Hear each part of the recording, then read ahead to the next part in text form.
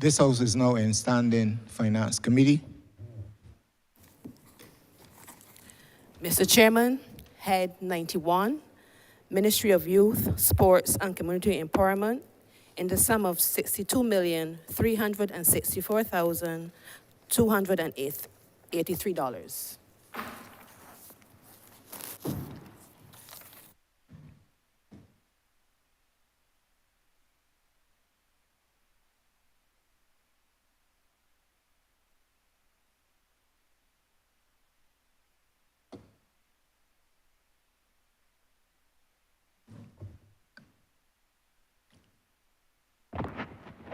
Good morning, Chair. Good morning. Permission for my team to join me. Permission granted.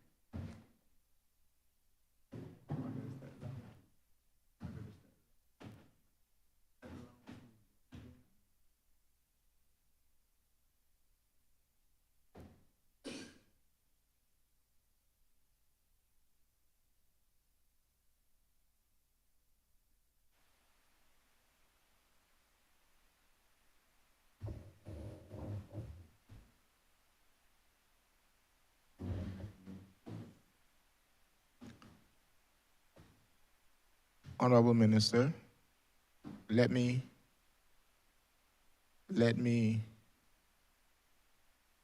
first remind honourable members of the process, and also I will advise your team after you have the opportunity to give the opening remarks, the overview of the ministry and what your mandate is. Minister, you have 10 minutes to give your overview, and this will be followed by the leader of the opposition, who is not yet here, and then we come back to the team, your officers.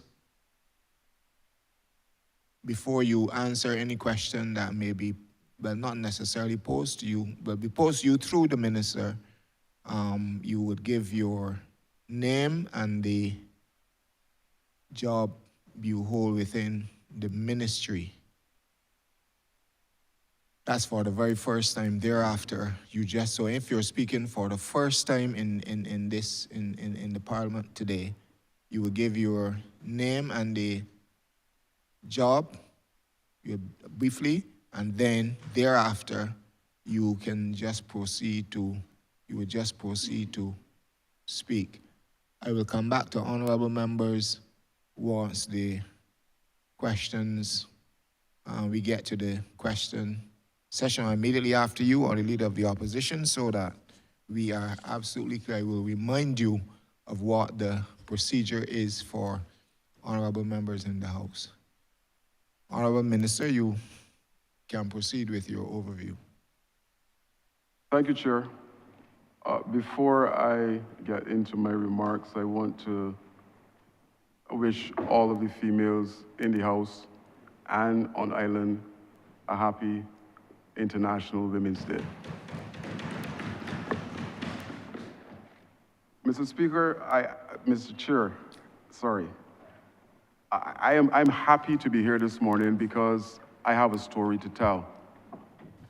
I have a story to tell about what government is doing as it relates to our most precious social asset, our young people, our communities. Mr. Speaker, I want my day's presentation to be juxtaposed against 10 years that was missing. And I want that juxtaposition not to look at the 5 years that we were in government, but to look at the last or this current financial year and what this government did through my ministry to empower our young people on island. Because I have been hearing a number of noises in relation to aspects of my ministry, and I want to set the record straight. So like I said from the jump, I have a story to tell today. Mr. Speaker, for the financial year, and bear in mind again that I said I want everything that I'm saying this morning to match what happened in 10 years from 2008 to 2019. For this financial year, Chair, the ministry would have facilitated training across this country for 10,806 individuals. And I'm talking about this financial year alone. And if asked, I can provide the information in terms of the breakdown for those particular sections of the ministry that impacted on the lives of that social asset that I mentioned earlier.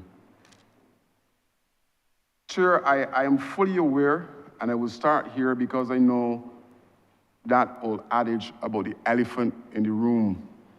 So I will start with sports. And bear in mind, like I said, every single thing I want you, Chair, to juxtapose. And I will share with you, because yes, there were projects that came from the Democratic Labour Party in 10 years that they were there. And I will share those projects with you. And again, Chair, compare the two. So from 2008 to 2018, under the Democratic Labour Party, these are the major sporting projects that took place. 1, the David Thompson football competition. 2, the Silver Hill road tennis competition. 3, the David Thompson football competition. 4, the Silver Hill road tennis competition. 5, the David Thompson. Is there echo in the room, Chair, or am I repeating myself? For 10 years, those are the projects that came about from the Democratic Labour Party. This financial year, but like I said, let me speak to the elephant in the room. The National Stadium is something that all of us want to happen on island, because we're fully aware, we're cognizant of the impact of the National Stadium as it relates to sports on island. We are working every week with the Chinese to ensure that we can have the National Stadium up and running again. But persons will want you to believe that the National Stadium is in a state of disrepair, or currently the position it is in from the last 5 years. 10 years prior to that, the stadium was in a similar situation. And we are working to ensure that we have a national stadium in place. So when I hear Red Riding Hood talking in relation to $40 million that this government should account for, I want it made abundantly clear that the $40 million still resides in China.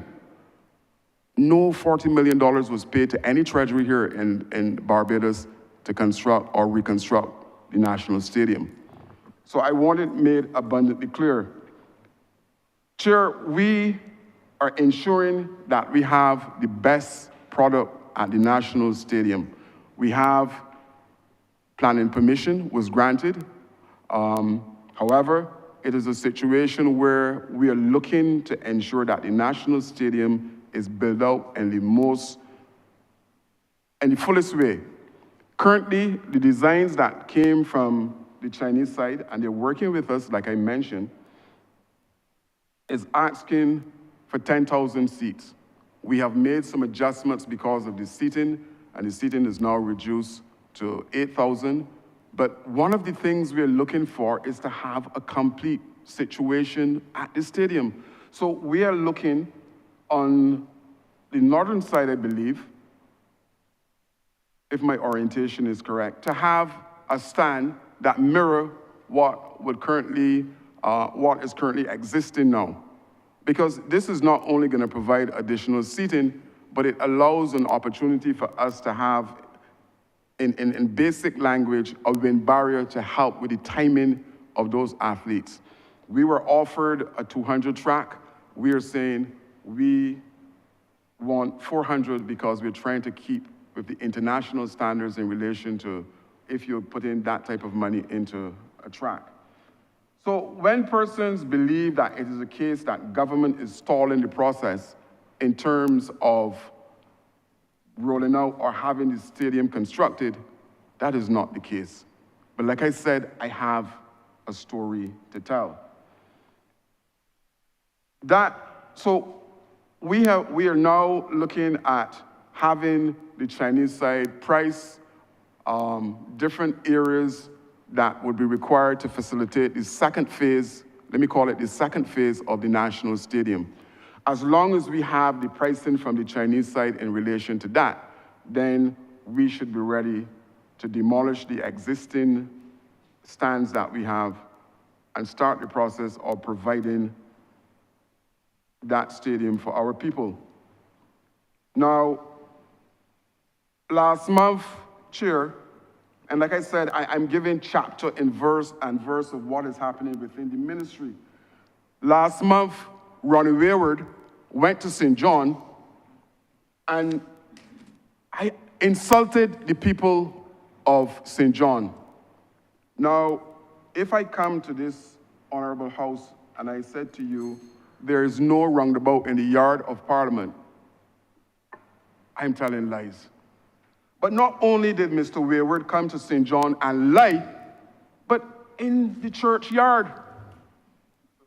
In St. John churchyard, Mr. Wayward told the people of St. John that I constructed or I fenced Gore Hill playing field with... Honourable member, no, you cannot speak the name. I apologize for saying Mr. Wayward. Calm yourself. What I'm saying is, how can you come and say to people that a part of the mini stadia at Gore Hill, there's only one gate for persons to enter the facilities? And you're saying this, like I said, on holy ground in St. John churchyard to the people of St. John, when there are no less than 9 gates or 10 gates attached to Gore Hill and every other single location that we're putting up those mini stadia. Chair, I will continue.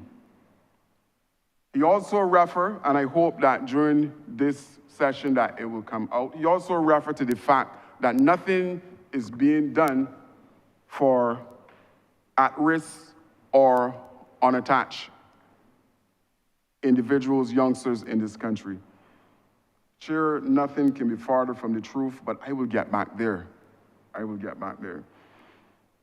10,806, Chair, that is the number we're working with in relation to what happened on Island.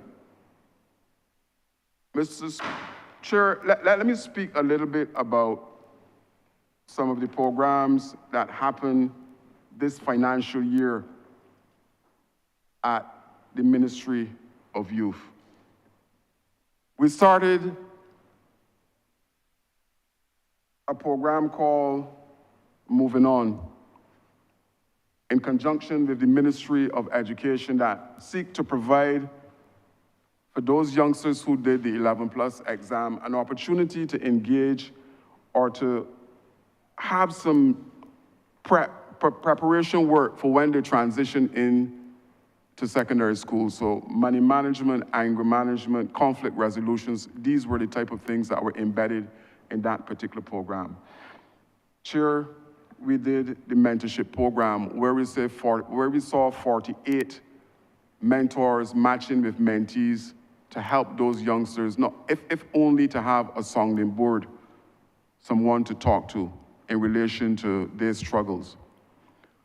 We have launched a community coaches program that is asking persons from within community to go back into those communities and to coach up youngsters so that we can have that groundswell at grassroots as it relates to sports on island.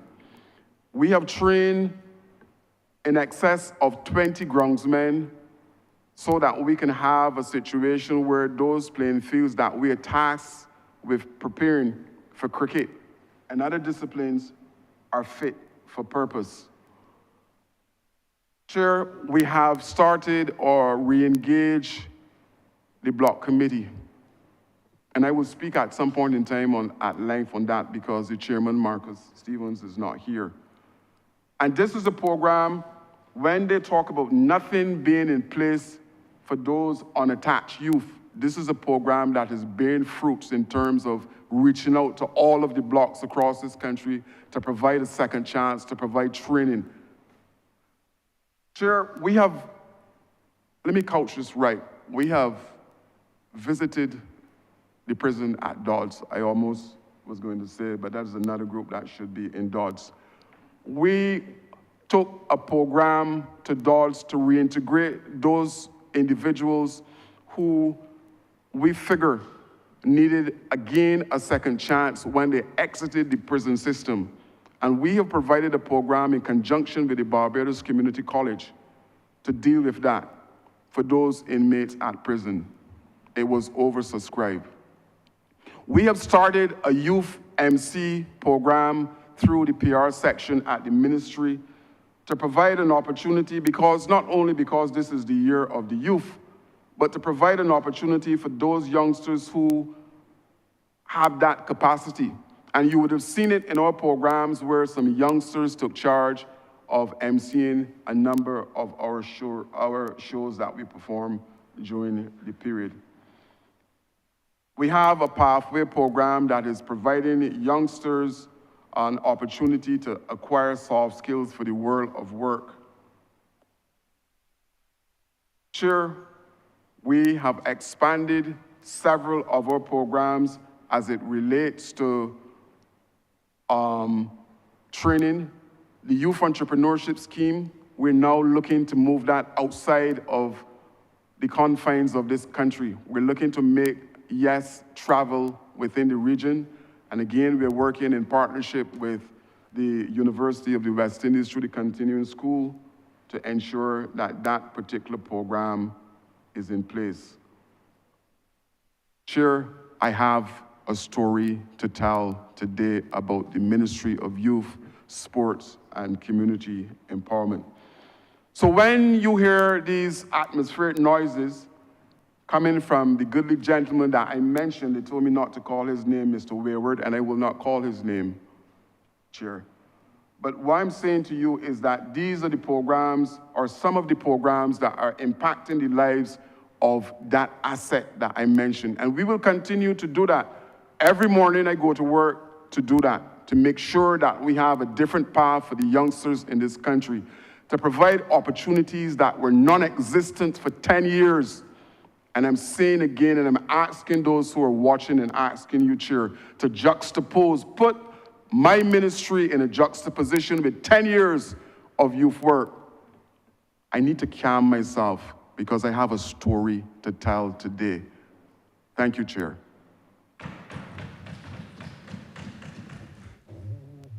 I beg that Head 91 stand par.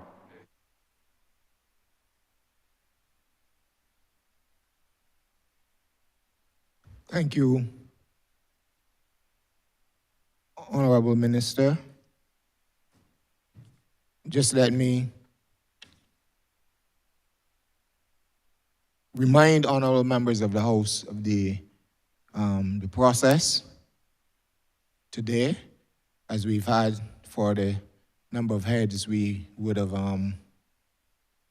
dealt with over the past week and a half.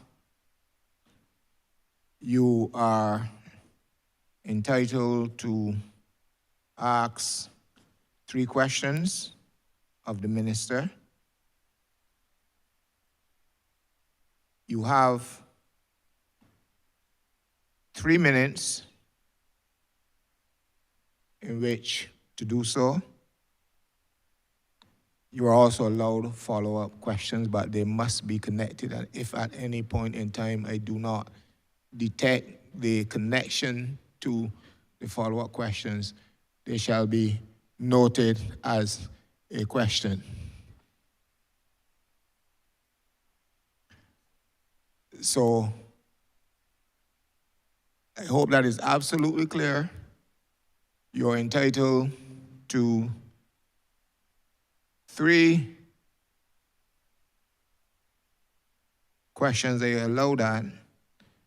Your lead up to those questions should be no more than 3 minutes. And if you have follow-up questions which are connected, a follow-up question is simply a question that is under the same, on the same theme, a supplementary question. So, and if I detect at any point in time that that is not the case, the chair will rule and advise that that will be counted as one of your questions. I do not see the leader of the opposition, so let us proceed. Yes, thank you, thank you. Honourable Minister, you also have to introduce your staff. Thank you, Chair. Because of this story that I have to tell. I was interested in hearing the story, very much so. But yes, you have to introduce those persons who will assist you, or who are part of the story, who would assist you in telling that story. Thank you, Chair. I will start by introducing those who are sitting next to me and then ask the others so that you can hear their voice for the first time. To my right is PS Francina Jordan, and to my left, Director Hunt, and I will now ask the others who are sitting behind me to introduce themselves.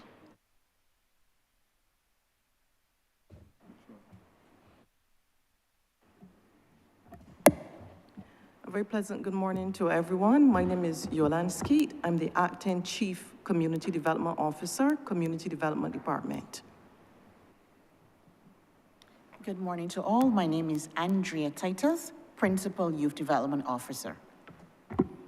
Good morning, Honorable Chamber. Ryan Mosley, Acting Manager of the Youth Entrepreneurship Scheme. Good morning, Melissa Nurse Herbert, Acting Senior Program Officer with the Barbados Youth Advanced Corps. Good morning, Neil Edwards, Barbados Youth Advanced Corps, graduate teacher. Good morning, Stephen Roll, Sports Development Officer. Good morning, everyone. Nicholas Matthias, Senior Superintendent of Works, National Sports Council. Good morning, Emerson Bascom, Acting Director of Sports. Good morning, Sabrina Wellwood, Acting Deputy Director of Sports, National Sports Council.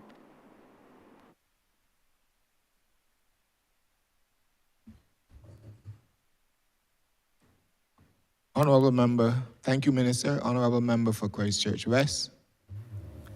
Thank you very much, Mr. Chairman.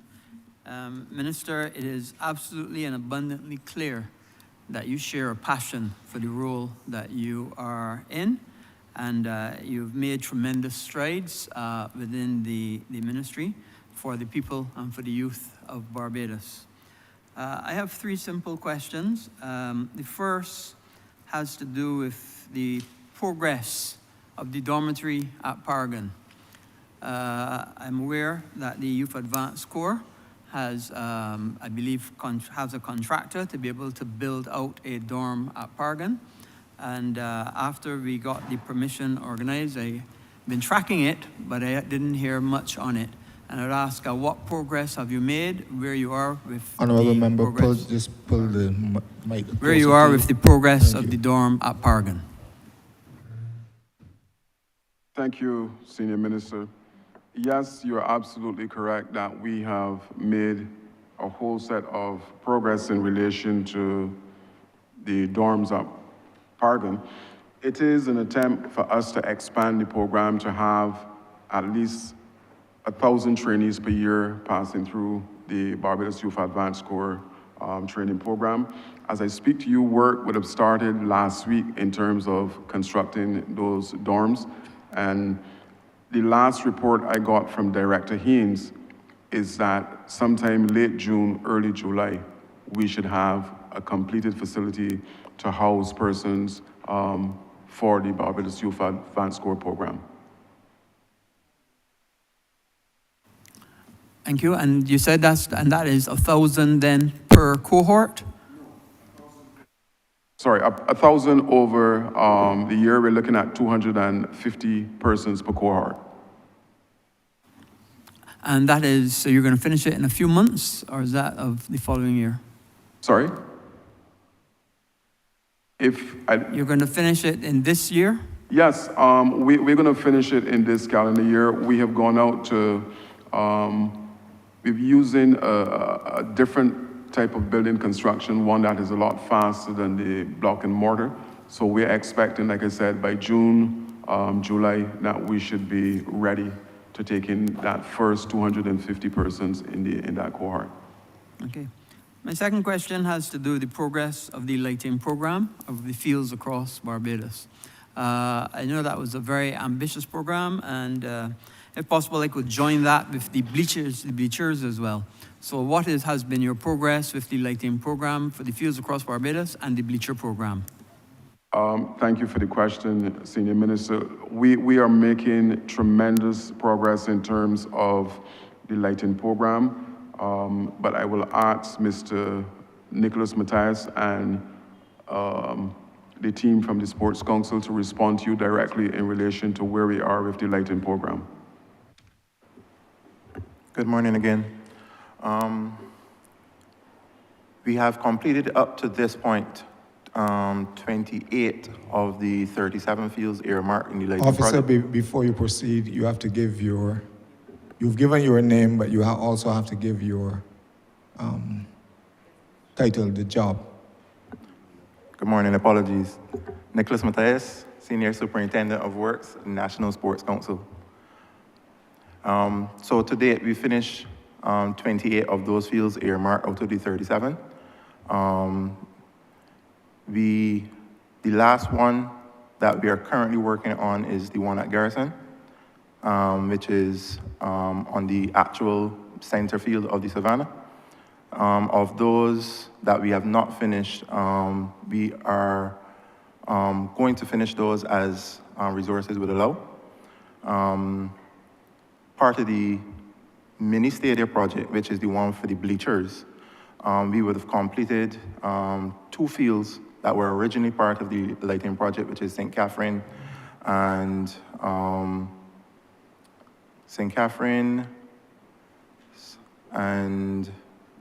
but 2 fields we would have done outside of the lighting project that we would have finished in the mini stadium project. And the bleachers that you asked about for the mini stadium project, I'm happy to report that the first batch of them are here in Barbados. And once we get them cleared from port, we will start the installation of those post-haste immediately. And those will go out to the mini stadia that have already been completed up until that point, are in progress to be completed at that point. Friendship, Briar Hall, Greens. So we are steadily working to get that project completed as well, in tandem with the current lighting project as well.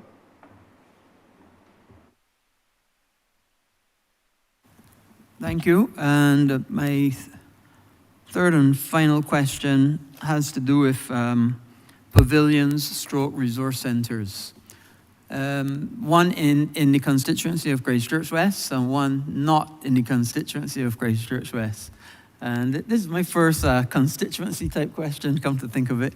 And seeing I've heard others ask constituency questions, I'm going to have to use the opportunity to ask a constituency question. So, resource centres and pavilions. The one not in Christchurch West is the one at Sergeant's Village, which happens to be in the constituency of Christchurch East Central. I am aware that the resource centre has been closed for some time. However, the community, even although it's not in the constituency of Christchurch West, it's used by all three constituencies and is integral to our community development in Sergeant's Village. I'm also aware that I was told, or I heard, that there were actual plans to be able to renovate it, and they were in the ministry for some time. And I would ask if you are aware of those plans, and if not, could you elaborate as to whether you would have plans to renovate that community centre in Sergeant's Village. The other one is the one in St. Matthias, which I am aware that you have approved plans to be able to do a resource centre stroke pavilion together with a hard court and football, because it is adjacent to the Arthur Smith Primary. And often as I traverse that area, I see the children from Arthur Smith Primary using that field, but with no bathroom facilities. And if we can, and it hurts my heart to know that they have to go that far to get back to the school to use a bathroom, when if we had the resource centre stroke pavilion there, then the children would get an opportunity to use that. And I'm urging and imploring that we get both of those done for the benefit of the community in wider Christchurch as soon as possible. But could you please give me an indication of those two facilities? Thank you, Senior Minister. Yes. That facility in your constituency, plans are in train to have that constructed in the new financial year. Look, one of the things that I have realized is that there's a need for our facilities to be open after the regular closing times. We have a program at community development that we call the center management committees, that we're doing a pilot to see how best we can have persons from within the community function on a voluntary basis to be at those community centers after hours to ensure that program and structured activities are available for those persons within the communities. I have also asked the National Sports Council to mimic those center management committees that are currently functioning at community development for all of our pavilions as well. Because in some cases, where a community center is absent, as in my constituency right now, programs were done or are done at those pavilions. So your situation in relation to the project at your location is coming on stream. I can ask Sports Council to provide information. The second one that you mentioned at Sergeant Village, I believe my chief at CDD, Community Development, will have plans in place as well to ensure that that one is again on stream to facilitate training programs and persons within the community. So I will ask Sports Council Director. Now, let me say that the substantive director of the National Sports Council is off island on business, so he could not be here. But I will ask Deputy Director Bascom if he's familiar with the situation to provide some information. And after him, I will ask Mrs. Skeet from Community Development to share some information as it relates to the facility that you outlined at Sergeant's Village. Good morning, Chair. I'm Mr. Bascom, Director of Sports Acting. I will ask Mr. Matthias to speak to Mr. Matthias. Hi, good morning again, everybody. I have received the approved documents from PDD in relation to the community center/pavilion at St. Matthias. and we've been tasked with getting the quantity surveying work done. So I'm in the process of speaking with the quantity surveyor so we could get those bill of quantities and what's not out in prep for the start of possible construction as soon as possible. So we're currently in the process of getting the quantity surveying work done on that stage. I would ask you to expedite. There's no other facility in that area, none at all. And the people of that area, not even just Christian West, St. Michael South as well, have had nothing for years. And I would ask that you please expedite on it. Go ahead. Yes, sir. Ms. Skeet? Good morning, Chair. Yolande Skeet, Acting Chief Community Development Officer. In relation to the Sergeant's Village complex, that facility, when we had an examination done by the structural engineer, it was deemed unfit for use because there were a lot of structural damage. And indeed, we had some visits there. And when we sought then to see if we could have the site plans, we came up on one or two issues because the site plans were not available. So it means now we have to, and we've reached out to lands and surveyors so that they can provide us then with the plot plan. Because obviously when we had the visit, we realized that to reconstruct the center as it currently is, it would not be feasible, especially given the use which we perceive. But we had it in the estimates for, that would have been the last financial year, but because we did have the challenges, it was not placed in the estimate this financial year. But certainly, we can go back and we can revisit it and ensure then that, in quick time, we have all of the groundwork done so that we are able then to proceed. But certainly it is a lot of extensive work which is needed on that facility. It cannot be rebuilt as it currently exists. So maybe you might not know, but I am the Minister for Infrastructure. And one thing I know how to do is to build buildings.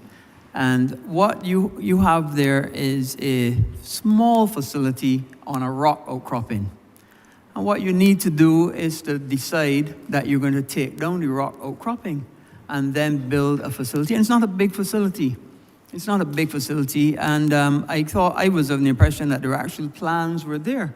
And Minister, I would urge you, because where that community is well placed. It is well placed because it serves three communities.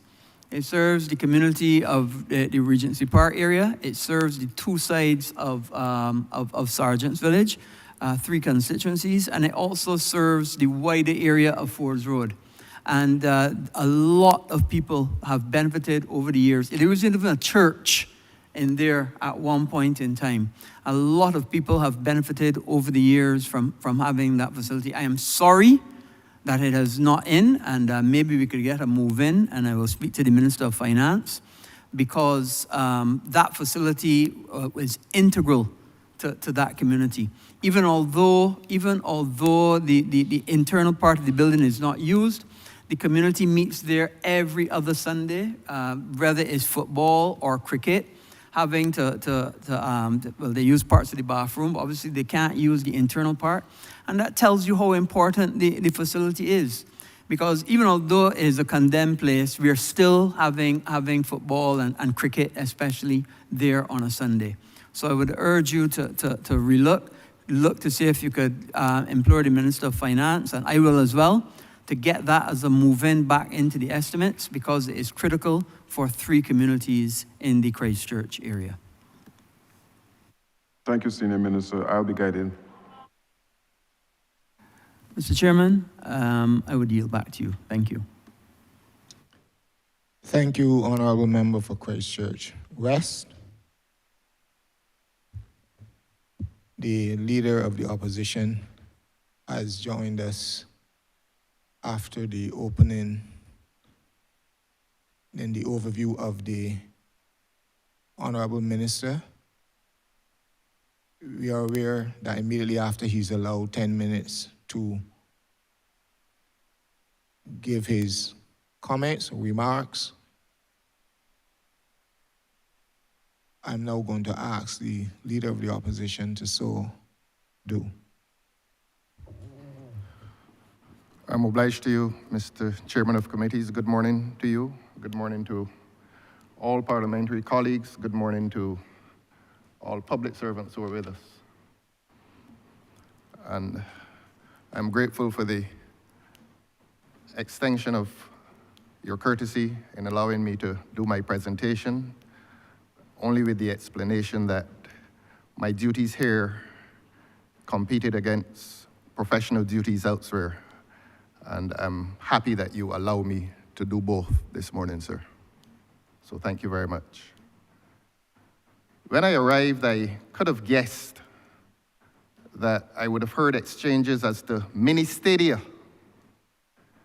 And I want to say that government must not approach the problem of the youth or the problems of youth in this country as if mini stadia now represent the solution to that crisis that is occurring in the lives of that part of the population we call the youth.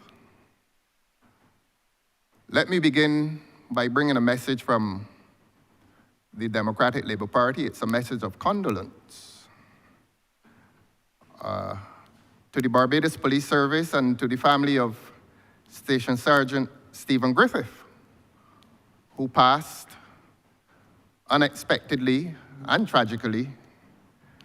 And the Democratic Labour Party, I know, joins in expressing their sorrow. I certainly do, and I know all of my parliamentary colleagues, including you, Your Honour, would join in expressing condolences to the Barbados Police Service and to the family of Station Sergeant Stephen Griffith.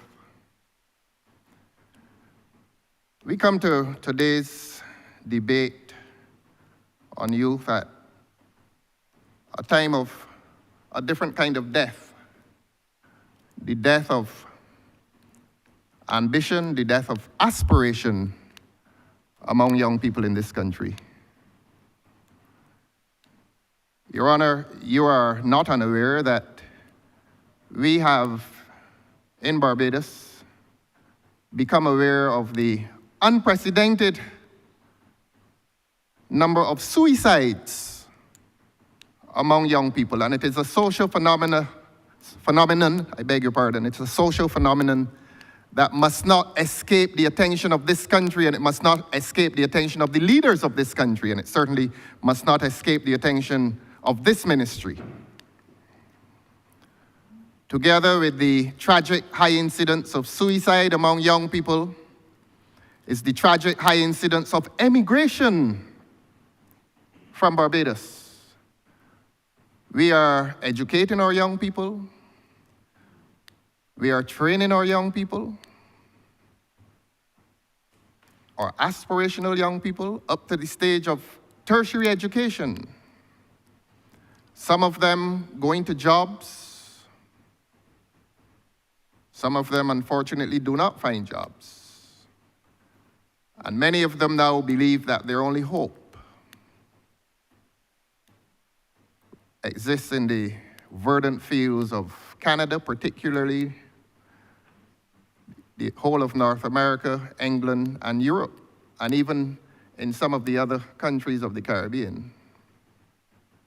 And emigration, the flight of human capital, the brain drain, as we call it, is a crisis that is afflicting the lives of young people in this country. And we must ask the question, where is government's leadership in response to these crises that afflict the lives of young people? What has been government's participation in this age of suicidal death, in this age of the tragic flight of human capital away from this country, this loss of confidence, this loss of hope in the country that we told them is theirs. What has been government's response? What has been government's participation? Those of my generation can claim that we came up in a Barbados in which we were reasonably well protected by our public institutions, by our institutions of authority, the government, the church, the school. All of our institutions of authority tended to raise us in an environment in which we were told that moral substance was good substance. I regret to say to you, Your Honor, that this country has lost its moral compass under the charge of this government. I regret to say to you, Your Honor, that this country seems to have lost its moral substance under the leadership of this government. I regret to say that. But since I've committed myself to telling the truth in here and elsewhere, I have to say that. And what has been government's response? In a time when even the church is treated as an irrelevant institution, what is this government's most popular or most frequent response to the problem of that crisis among the youth? And one of the strategies I've noticed in the government is that of placing its own popularity above principle. Principle and truth are often hard roads to walk and to travel, but somehow the government believes that there's some easy road to travel and that they must meet the problems of young people only with revelry, give them effect, make that the ultimate social activity of young people, give them effect, appease their anger, appease their discontent, appease their disaffection with all that is happening around them. Give them effect. And that attitude of government is contributing to the moral drift that we are experiencing in this country at many levels. And I accuse this government of being the sponsor of that moral drift that is afflicting national life in this country and certainly afflicting the lives of young people in this country. One philosopher describes it not only as a moral drift, but a spiritual blackout. The effect is short-term. The effect is temporal. It solves no long-term problem. How do we engage our people, our young people, morally? How do we fill their lives with substance? I could pause and respect the work that is intended to be done by any ministry that dedicates and devotes its time to uplifting the lives of young people. But in spite of the work that a ministry may intend so to do at higher levels in this country, we have people who really ought to know better ascending platforms of revelry and joining with those who say that they don't give a whatever. The word is not to be repeated in here nor elsewhere, but that is evidence of the lack of leadership of young people in this country. When those who ought to know better engage themselves in revelry, not only for the sake of their own popularity,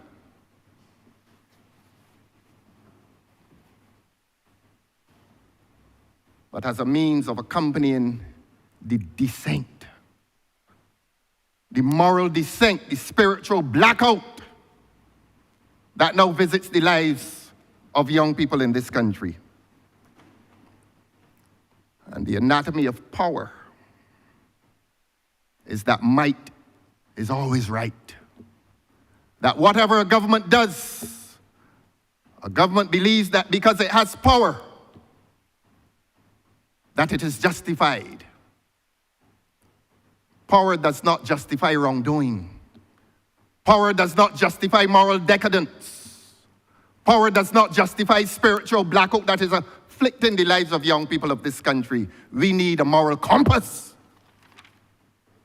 This country needs a moral compass. Minister, let this not reflect upon the work that you nobly intend to do, but in higher places, right is not being done by the young people of this country. And it seems to me as if government is remaining oblivious to the plight, not only of tragic young suicide, but government in its intoxication with power is remaining oblivious. They haven't mentioned the flight of young human capital in droves to Canada. They haven't mentioned it. We have a responsibility in opposition to mention it and to remind this country that all is not well. There are some constitutions in the Western Hemisphere that speak of the ideal of freedom and democracy and justice. And in some constitutions, they speak about the pursuit of happiness. This is not a happy country. Objectively speaking, the young people in this country are not happy. And I'm wrapping up, sorry. See you drawing the microphone to your face. You have 30 seconds. 30 seconds, and in that 30 seconds, I will ask this government to pay some serious attention to the plight of young people. And while it is becoming obsessed with mini stadia, to pay equal attention and more attention to the maxi problem of a deep crisis in the lives of the young people of this country who are suffering from a lack of leadership which is morally adrift and has abandoned its moral compass. Your Honor, I'm obliged to you. Thank you, Honourable Leader of the Opposition. Honourable Minister. Chair, I have a story to tell. And I'm going to take this one myself because for 10 years, I worked in the Ministry of Youth under the Democratic Labour Party. During that period, for a small portion of time, and just before 2008, I chaired a committee called the Block Committee that was seeking to get those unattached youngsters who reside, so to speak, on the blocks across this country back into mainstream society. In 2008, a couple months after the Democratic Labour Party came to power, the program was shut down. I heard the leader of the opposition speaking about the moral compass. There's a project within the ministry on the building linkages that embedded in that project was a youth hotline. The Democratic Labour Party said no to building linkages. But today, there is a youth hotline that is providing an opportunity for those persons who may be thinking of suicide, that they can call and have quality counseling because we have MOUs with a number of professional agencies that we can refer those youngsters to.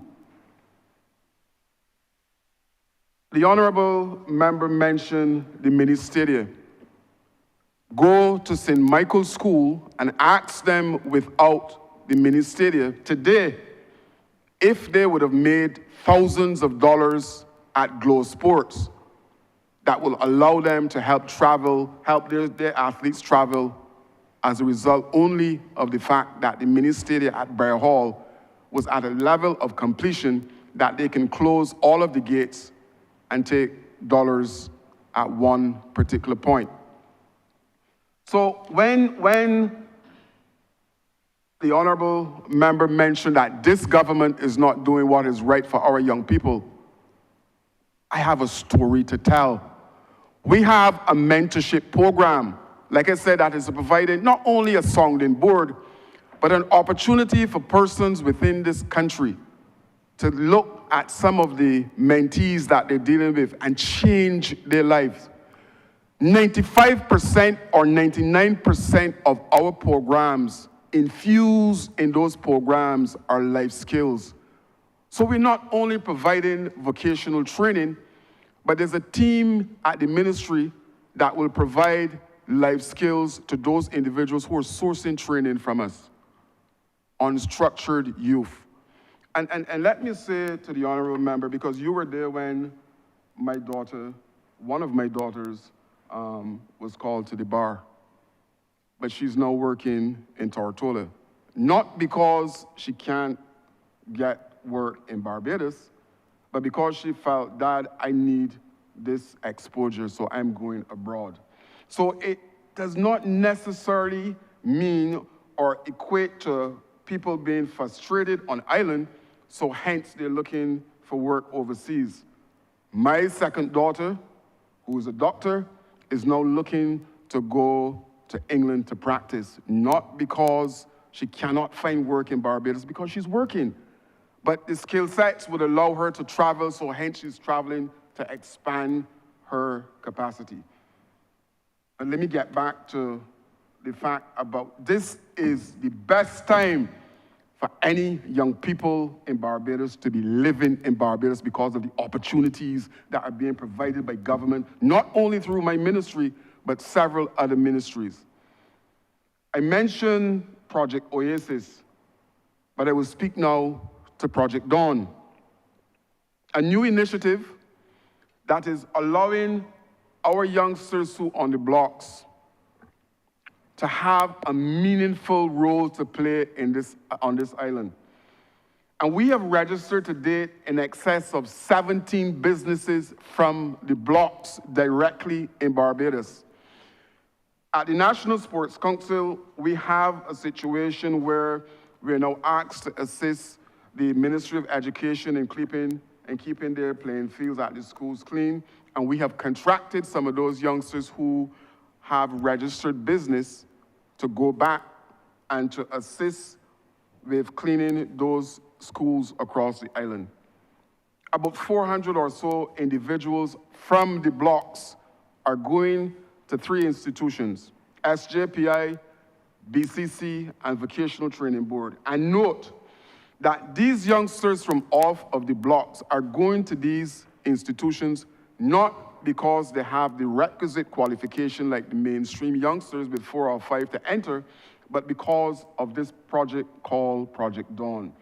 3 officers, headed by Marcus Stephen, are going to, they will have visited more than 180 blocks to date on this island. I have a story to tell. And I am saying to you, Honorable Member, DAWN, Project Dawn, Project Dawn.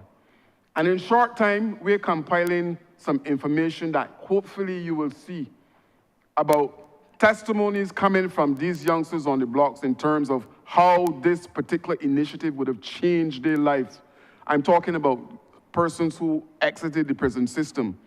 And I'm saying that this is a program that was started and should have continued for those 10 years, and they shut it down. Why?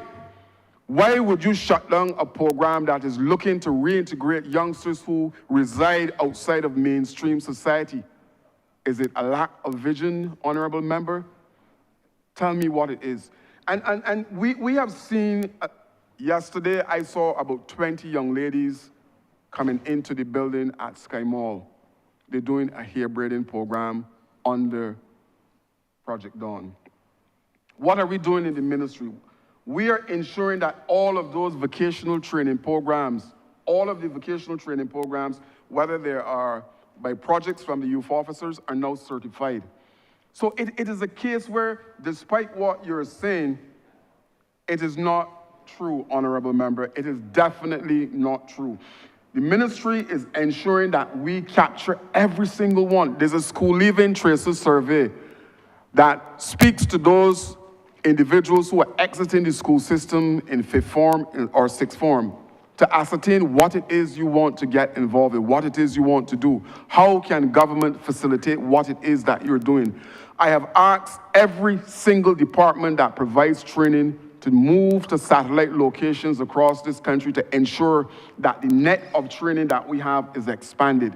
10,806 individuals, you missed that, Honorable Member. Those are the ones that were trained this financial year. And I'm asking you that we're gonna come back on Tuesday. And I've asked the chair and I'm asking you to come back to this house and say in the 10 years that the Democratic Labour Party was responsible for young people in this country, 10 years, if they can match that 10,806 that happened this financial year, not the 5 years that we were here. I'm asking you to do that. And then I could understand if you have numbers to match, which I'm sure you probably will not.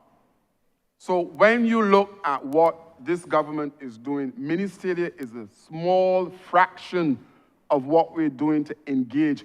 I'm not sure if you heard the member from the National Sports Council in his response in terms of the lights that we are putting up across this country to facilitate training, to ensure that grassroots sports rise.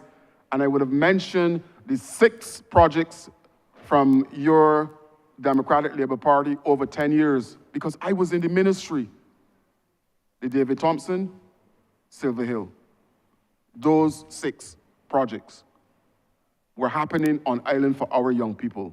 So I don't want, and like I said, you know, a lot of misinformation is going out, and I'm here today to correct that, because the story must be told, what the team that you see sitting behind me, what we're doing in the ministry to project and to provide an opportunity, and what we're doing to facilitate the needs and the aspirations of all young people on this island. And we're tasked with doing that for approximately 55,000 persons that fall into our catchment group from 9 to 29. Thank you, Chair.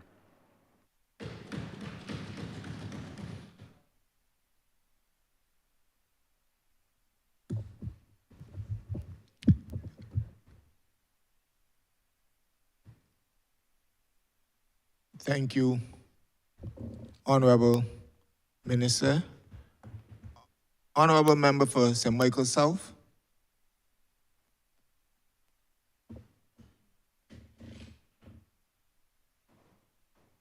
Thank you so kindly. Thank you, Honourable Member for St. Andrew, and for your kindness in allowing me to come before you. And, you know, not objecting The to it. directions come from this Honourable Chair. Thank you, Honourable Chairman, sir, for your kindness toward me, sir. Honourable Member, I have a couple questions. First of all, I want to thank you for the work your ministry is doing across Barbados in all the different areas that you now have responsibility. I have 3 questions, and my first question, as you would probably appreciate, is in relation to the Building Blocks program. Now, I am aware that the government of Barbados started a Building Blocks program so titled with the view to building the blocks, in a sense, allowing persons to complete the circle of enfranchisement of which we speak, so that ordinary persons who are considered to be block persons would be part of that process to be able to have their own businesses and so on and so forth, thereby converting these places to zones of economic activity, while at the same time reducing social unrest that in some instances may be associated with these blocks. I am wondering, though, Honourable Member, as I speak about mine in St. Michael's South, but generally across the island, what is the progress? I know that we started this work, which I think is very important work, to be able to allow persons in regular communities like Pinelands, Silver Hill, Gaw Hill, in my instance, Britain's Hill and Bayland, to be able to have these opportunities. But my program has started and stopped, or been discussed and stopped. And so I want to know what the challenges with this program. I think it is too critical, really. I think this program is too critical toward the transformation of Barbados to not become one of our flagship programs. And so I would like you to give an update on that program, and if you're going to continue to see the rollout of that program during the coming year. Because if anyone who understands social policy, anyone who understands social planning, anyone who understands the dynamics of the challenges that we're facing at the community level would appreciate that we need to get these kind of on-the-ground community-based programs up and running. So I'm just trying to get an update on that program, and if you choose to be so kind here or afterward, an update for the one in St. Michael South. Thank you, Honourable Minister. I realize that you deliberately maybe omitted St. John in that, but it's okay. I will ask the director, yes, I know that your particular building blocks project was started because I did the site visit with you. And I will ask the Director of Youth Affairs to give you an update on the status of your particular project and the other blocks as well. Thank you, Minister. Morning, Chair. I am Cleveson Hunt, Director of Youth Affairs in the Ministry of Youth, Sports, and Community Empowerment. And I want, first of all, to thank the Honourable Member for St. Michael South for giving that expansive outline of the role and the purpose of the Building Blocks project. And he is absolutely correct in that the project is really intended to bring economic enfranchisement to those young people who are residing on those blocks, some without hope of employment. And what we have done is to provide them with a means of actually earning an income, as a means also to reducing the situation for the risk factors for criminal behavior and deviance within those communities, and really to provide, the opportunity for those persons to make a living for themselves and their families. As the Minister pointed out, we have already completed 4 blocks, sites across the Ivy, Parkinson Field, Silver Hill in Christchurch, as well as at Bonnet. So those are 4 blocks that have already been completed, with 16 persons who have the opportunity to make the living coming out of the work that they're doing at these sites. The second phase of this project, which actually involved Jessamy Avenue, Sears Court, Bush Hall, and St. Stephen's Hill, are at various phases of, I don't want to use the word finishing because that's speaking very loosely. But the one which the Minister is asking at Jessamy Avenue, we have received the planning permission for that block. We had gone out to tender in order to be able to get a contractor to build. A contractor has been identified, and we are currently at a situation where now we are relooking the process that we went through in relation to the tender in order to proceed with the construction of that blocks. So I can assure the Minister that in short order, we will be in a situation where we can actually continue the progress of the block at Jessamy Avenue. In relation to Sears Court, we have put that out to public tender using the bonfire portal, and we are still awaiting the outcome of those deliberations in relation to the tender process.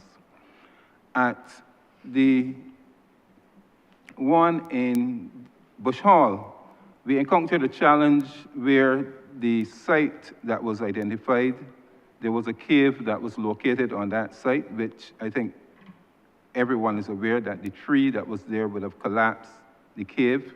And therefore, we are in a situation where we are now relooking. We are in discussions as to whether we need to find an alternative site or whether our architects will doing what is required for us to be able to continue at the site that was identified.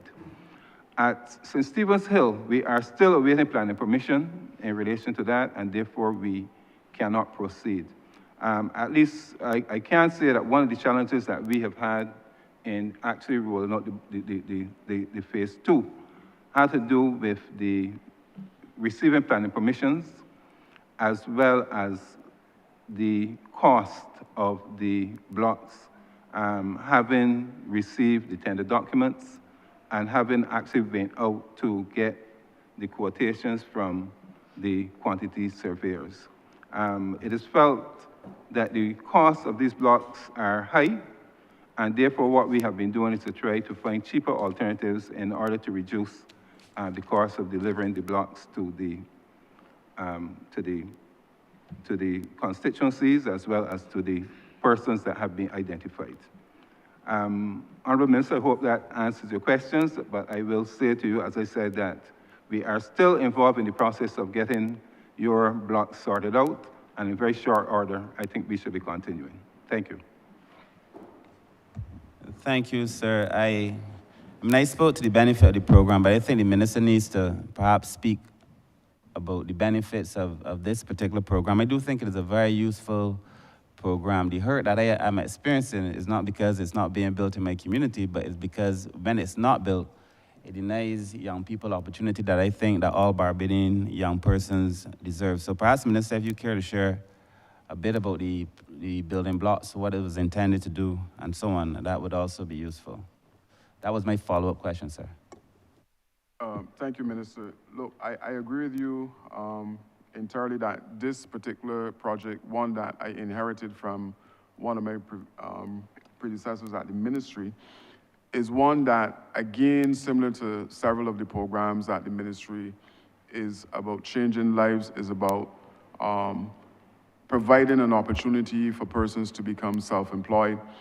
One of the things that we are doing is to partner these individuals who are occupying these particular facilities with the Youth Entrepreneurship Scheme to provide leadership in terms of how they should treat the business or treat to business as it relates to whatever it is that they're doing within the kiosks that we are providing.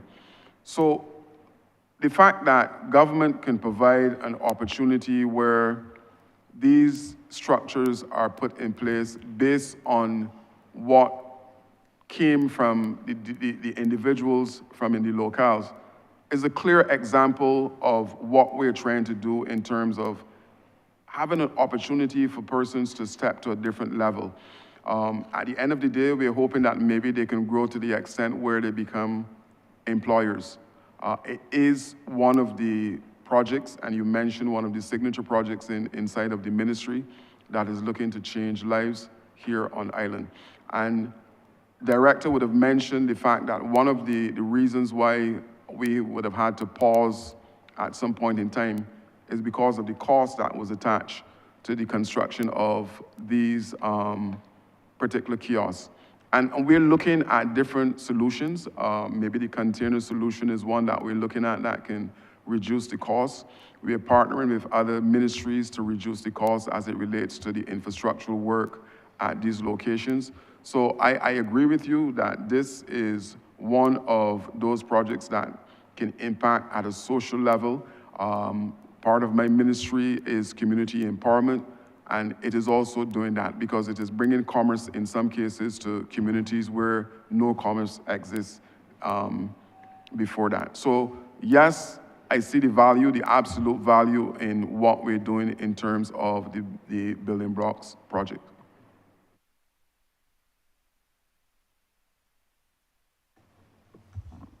Proceed. Chair. Thank you, Honourable Member. My second question, Minister, is in relation to the community development centres. I hold the view that the community centres in Barbados are extremely important and that they should be used pretty much 24 hours, really. Persons should have access to community centres well into the evening. There should be a vibrancy among community groups. utilizing these centers.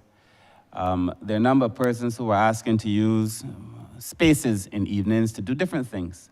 But that I just want to ask in relation to the community centers, what is the actual status? I mean, none of us in this room will be satisfied to know that these centers are closed down, but it seems to me, and this is purely just from looking, and I could be wrong, that a number of these community centers are closed in the evenings. And, you know, to me, when people come home from work is when a community center should be open. As a boy growing up in the Pine, I remember when the community center in Pinelands was so overbooked, you could hardly get in to use those community centers. And now a number of the centers seem to be closed. Now I know one may be tempted to respond, not yourself, but somebody, and say that the centers are open. From my viewing, a number of them are closed in the evening. It is the view of many persons who live in these communities that they're also, which is similar to mine, that these centers are closed in the evenings. And so I'm wondering what we are doing to make these centers of greater use. There is no doubt in my mind that the country would benefit significantly from having access to these centers. And if it is that we are saying that there are not enough community organizations, then what are we doing to be able to build back that kind of community momentum where persons naturally took care of the issues that arose within their own communities? I'd also like to know, Minister, what, in terms of the management of these centers and so on, what initiatives you have put in place to address some of these challenges. Thank you. Thank you for the question, Minister. Look, the truth is that my ministry is very proactive as it relates to things that are impacting our young people, things that are happening or impacting the community. You may have remembered that I took a paper to Cabinet seeking permission to start the center management committees. And we have started those committees at 4 locations as requested then. What we're looking to do now is to expand those center management committees to every single community center that is under community development for the simple reason that you identified. There is a need to have our community centers open way after the regular closing time at 4:30. So hence, we have put the center management committees in place. When I went to the ministry, one of the first things that I did was to ask every single youth officer to start one new community group within the district that they're responsible for. And we have that. Again, you mentioned occupying the community centers, and one of the things that we're looking to do is to have more satellite locations for a number of the programs that we're doing. For example, entrepreneurship is one of the things that we're looking to push among the ranks of the young people. And the Youth Entrepreneurship Scheme would have just done a training of trainers program that will allow more facilitators to get into the communities to provide information for those youngsters who are looking at that as a viable option, to be able to have the skill sets that when they decide to start their own business, then they have a background or basic knowledge in terms of what I should do within the business sector. So in short order, you will see a number of programs coming to those community centers that you are now seeing close after hours.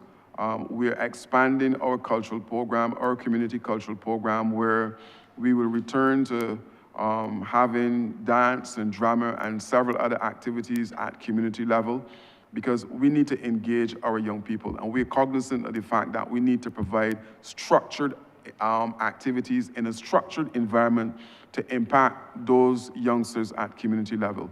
I have asked on a couple of occasions to have study halls, not lessons, but study halls where those youngsters who have a number of siblings in the household that will distract them from studying, that they can come to the community center in a quiet environment and have an opportunity to prepare, if it's for the 11 plus, if it's for CXC, CAPE, whatever.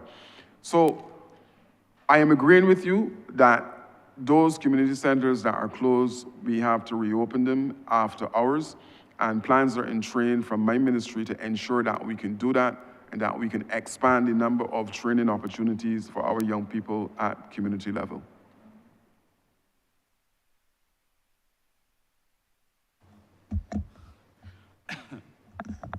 Thank you, Honourable Member. So more specifically, I hate to be parochial in these matters, but in St. Michael South in Bayville, we have a very small community center, perhaps one of the smallest in Barbados. I know there was a move at one point to move toward resource centers where they would have community access to internet and various things. So I'm hoping that at some point there will be some work done on that center. It is definitely too small. You know, I had a view that in a lot of the housing developments, these housing schemes, of which, I mean, I grew up in one, so I have a fond affection for them, but I felt like these support systems in community, in housing schemes were always too small, not enough playing fields. When there are playing fields, not enough lights on the playing fields. I won't ask you about that today, but you know, the status of the lights on the fields, but not enough playing fields, not enough community centers. The size is too small when you actually do have centers. And there has to be a point where you take a pause and look at these centers and ask, in relation to the capacity of persons who reside in these communities, are these facilities adequate? And the irony is that in constituencies that are densely populated, the community centers are underpopulated. It is a paradox that gives me difficulty to grasp. And so I'm thinking now in relation to the plans to make these centers, some of them a little bit bigger, and to offer programs that would be useful. And I'm keen to know if there are any plans to do such across the island. I know you've been doing some, but I want to know if there are plans to do any in the Bayville area specifically, because it's clear to me that what I have, and my center is probably one of the few centers that are heavily utilized, but it's clear that what I have is not adequate, sir. So I'm just asking now in relation to that. And then if you choose to, and this is not my question, sir, I just want to be very clear, if you do choose to talk about the lights and things that's on you, that's not my question. Direction come from the chair, Honourable Member. Just be aware. Thank you, Chair. Minister, you know, it seems as if we're constantly competing because I'm honored to believe that I have the smallest community center on island in Kendall, but now you're telling me about yours. But I know that community development, we're looking to see how best that we can improve the facilities at several locations that carry the name community centers. But I will ask Ms. Keat to probably expand in terms of what may be happening at your location. And as far as the lights are concerned, after Ms. Keat, I will ask Mr. Matthias to speak to the lights at your location, sir. Thank you, Minister. Minister Humphrey, in relation to your question about the Bayville facility, we know that facility is extremely small, but given the location where it is placed, we have some challenge because it used to be an old bath, and that is extremely small. The land mass is extremely small because even when we have activities there at the center, it is extremely difficult to even find a park.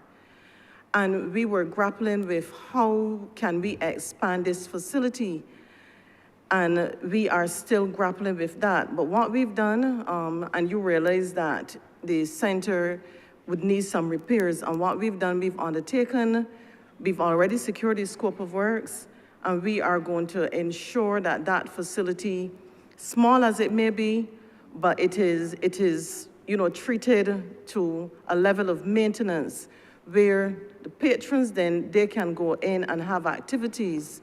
Currently, we have an eyelash extension course there, as well as the soap making course. And to be honest with you, when I saw those participants there, eager to participate in the training, and never mind the density in which they had to actually, go into the center. But, certainly we are looking at it, and we are going to refurbish what we have in existence, but the landmass there is going to prove to be a bit challenging.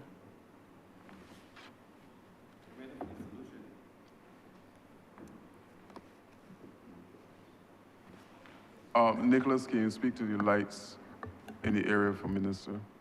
Good morning, everyone, again. 28 out of the 37 facilities have been lit from the original project called the Lighting Project. That started in earnest in 2022, right? 28 of those are finished. 3 of them completed under the current mini stadia project that's going on, and we will complete the others as resources allow. Internally, we actually have started with your Bayland Community Center facility in terms of getting lighting on the internal scale on the existing fields.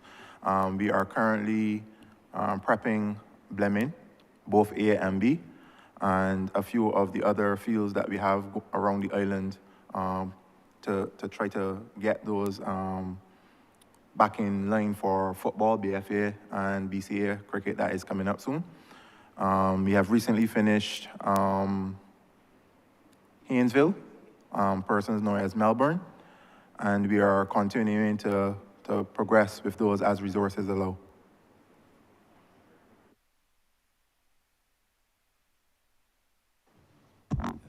Thank you, Honourable Member and your team. I appreciate that the lights in the Bayland community, Bayville, were done. I'm very thankful for that. I think perhaps there could be some expansion, not my third question, there could be some expansion though about that actual project that you are doing to light the fields and the mini stadia and so on. So my final question, I know the Minister spoke about the National Stadium. But I feel that the public needs some details.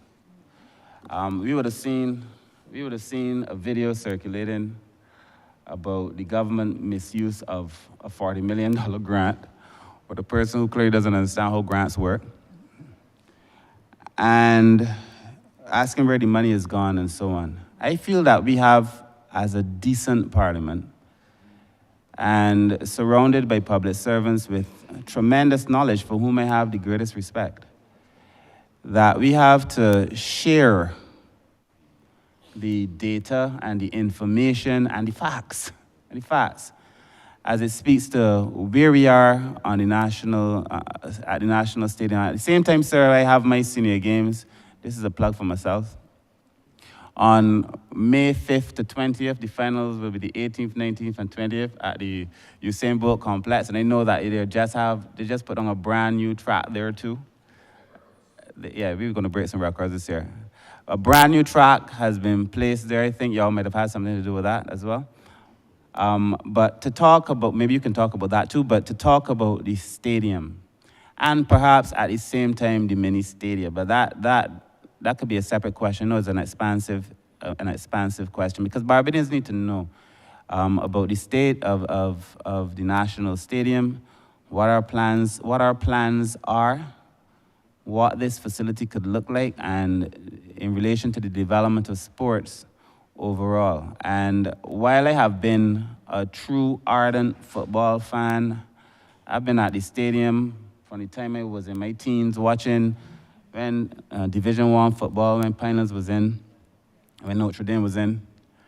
So I know the stadium didn't get old yesterday. The stadium has progressively gotten old.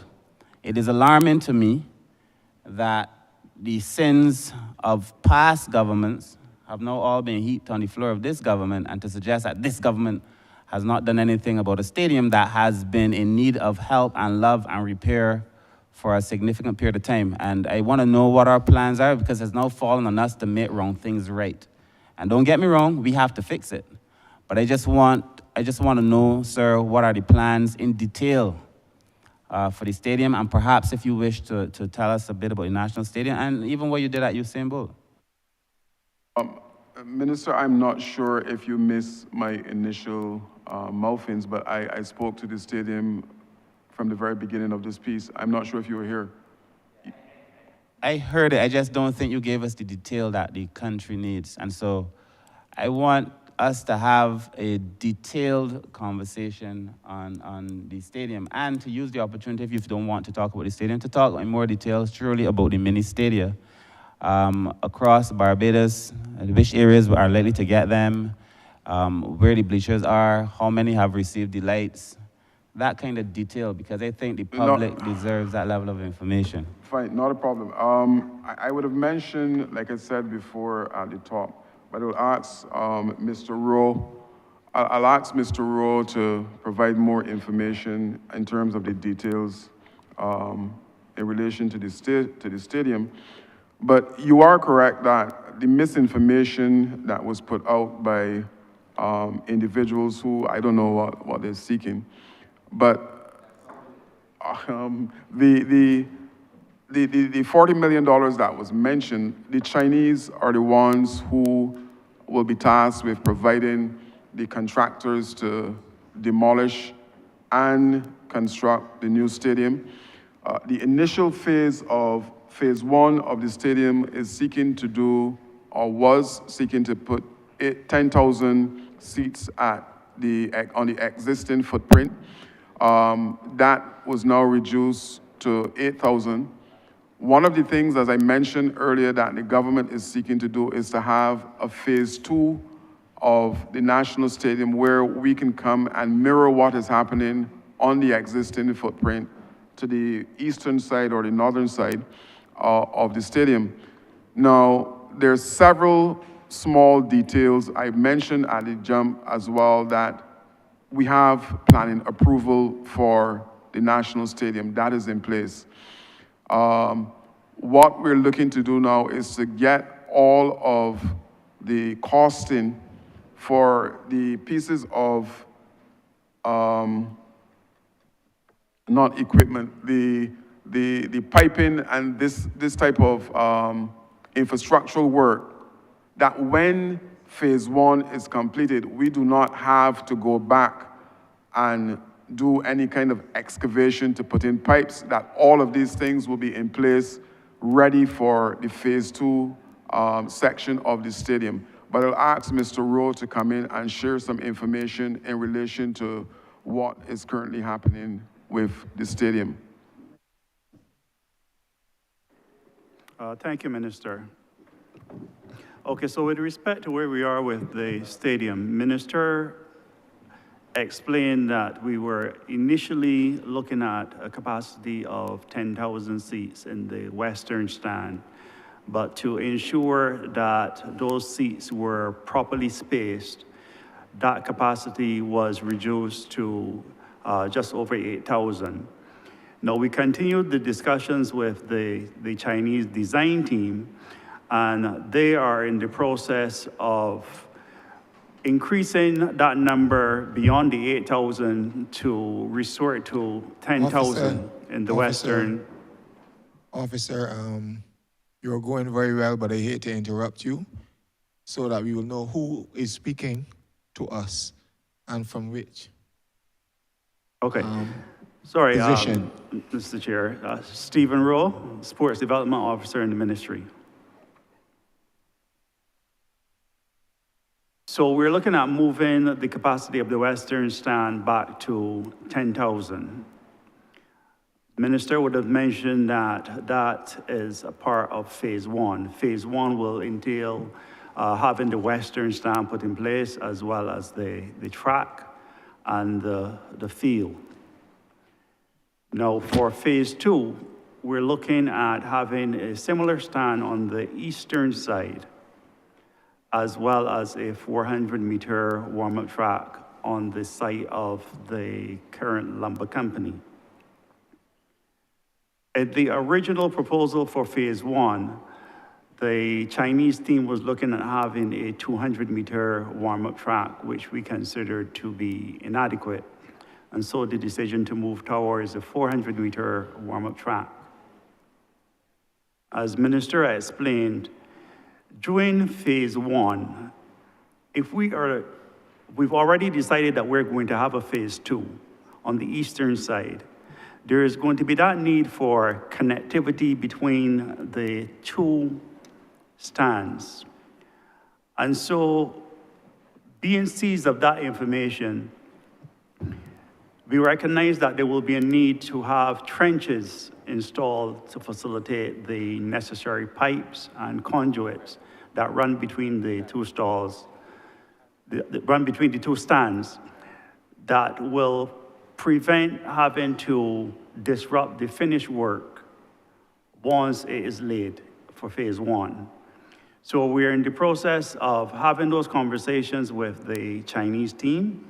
The local engineers and architect, they've given us a detailed list of those enabling works to be included, which would be things like increasing the size of the electrical mains, the size of the transformers, as well as detailing what goes in the tracks and the trenches.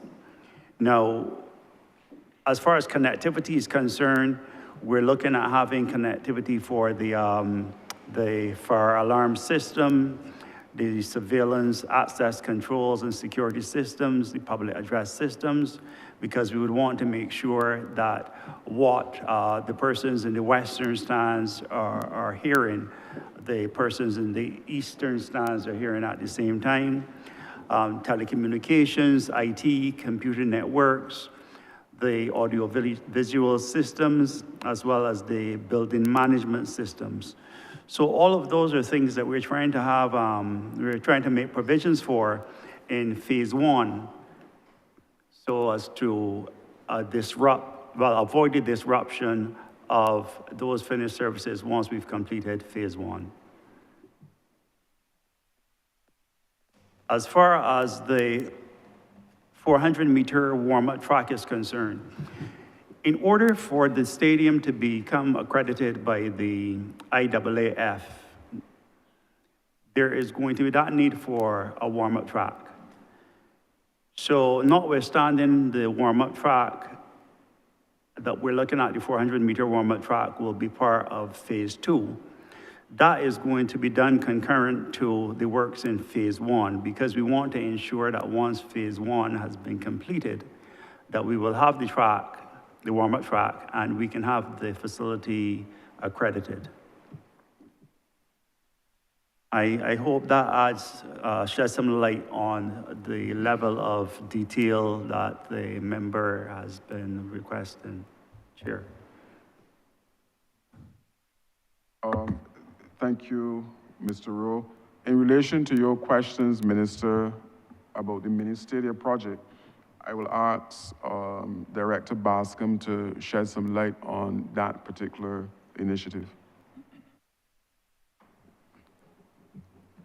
Chair Emerson Bascom, Director of Sports, acting.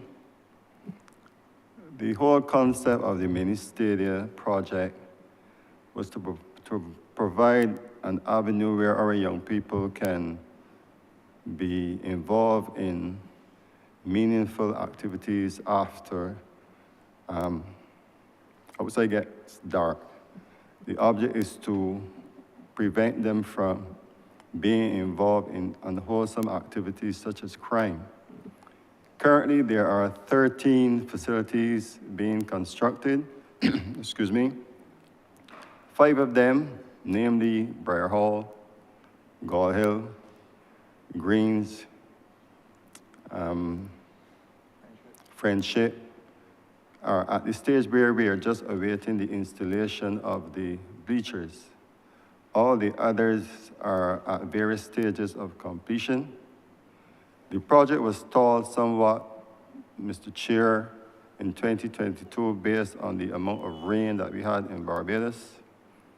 I will mention that PPC in October that the NCC had indicated that they would finish their part of the project by the end of December. But two things stopped that from occurring, Mr. Chair. One was, again, the issue of rain.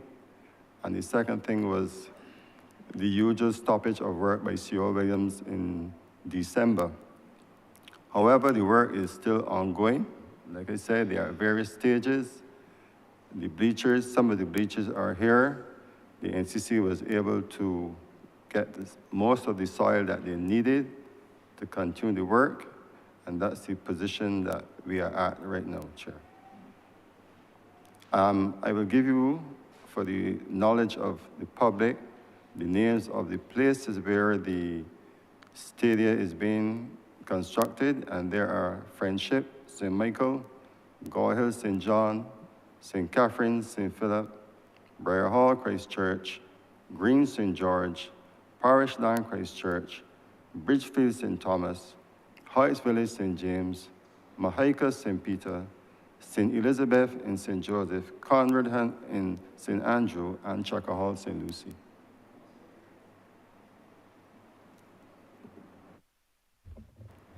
I may add that is phase one. Obviously, when those 13 are completed, we will go to phase two, providing that we get the funds to continue the work, sir.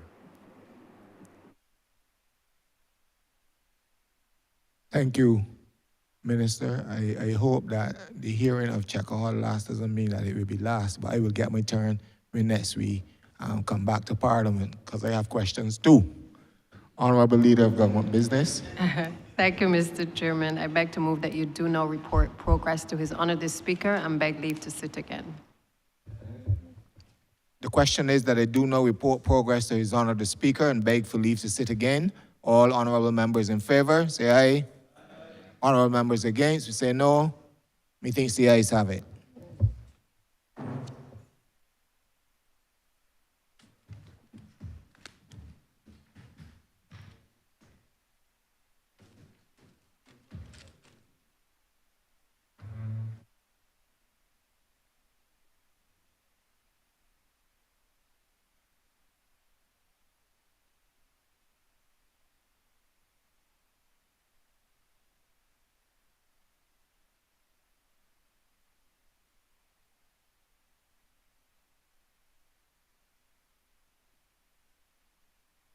The Chairman has reported progress and requests leave to sit again. Honourable Leader of Government Business. Thank you, Mr. Speaker. I beg to move the suspension of the House until Tuesday, the 12th of March at 9:30 a.m.